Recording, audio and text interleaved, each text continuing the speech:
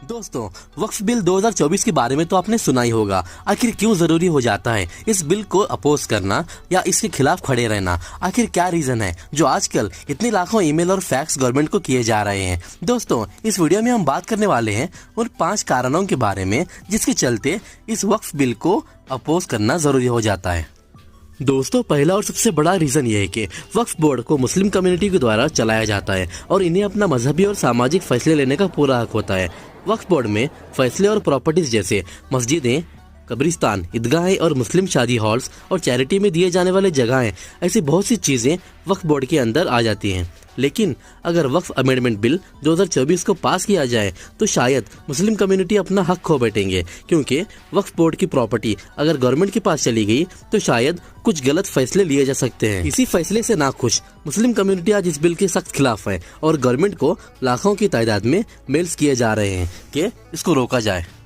और दूसरा सबसे बड़ा रीजन ये है कि वक्फ अमेंडमेंट बिल 2024 को अगर जारी किया गया तो ये एक पॉलिटिकल इश्यू बन सकता है। अगर सरकार वक्फ प्रॉपर्टी पर अपना कंट्रोल कर ले तो इनका इस्तेमाल राजनीतिक फायदे के लिए किया जा सकता है। जो जमीन या प्रॉपर्टी मुस्लिम समाज और इंसानियत के लिए इस्तेमाल होती है, उनका गलत इस्तेमाल किया जा सकता है। वक्फ के फैसलों में राजनीतिक प्रेशर आ सकता है जिससे मुस्लिम कम्युनिटी को बर्बादी और नुकसान का सामना करना पड़ सकता है। और वक्फ बिल के खिलाफ होने का तीसरा सबसे बड़ा कारण यह है कि करप्शन के चांसेस बढ़ने का खतरा भी हो सकता है, क्योंकि जब कोई सरकार या अथॉरिटी वक्फ प्रॉपर्टी को कंट्रोल अपने हाथ में ले ले तो सही से मैनेजमेंट का चलना भी इम्पॉसिबल है, जिससे मैनेजमेंट का गलत इस्तेमाल होने का खतरा बढ़ जाता है।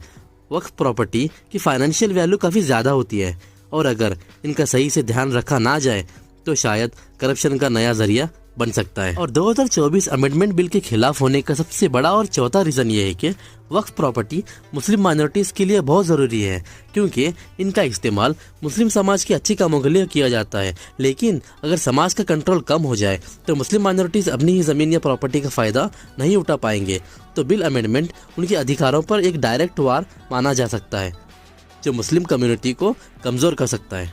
और वक्फ बिल को अपोज करने का सबसे बड़ा और पांचवा कारण यह है कि कई लोग वक्फ जमीन पर अपना घर और दुकान या अपना कारोबार चलाते हैं। अगर बिल के जरिए इन जमीन को बेचने और प्राइवेट करने या दूसरे कामों के लिए इस्तेमाल करने की परमिशन मिल गई तो वहाँ के लोगों को रोजगार से हाथ धोना पड़ सकता है और घर भी छीने जा सकते हैं।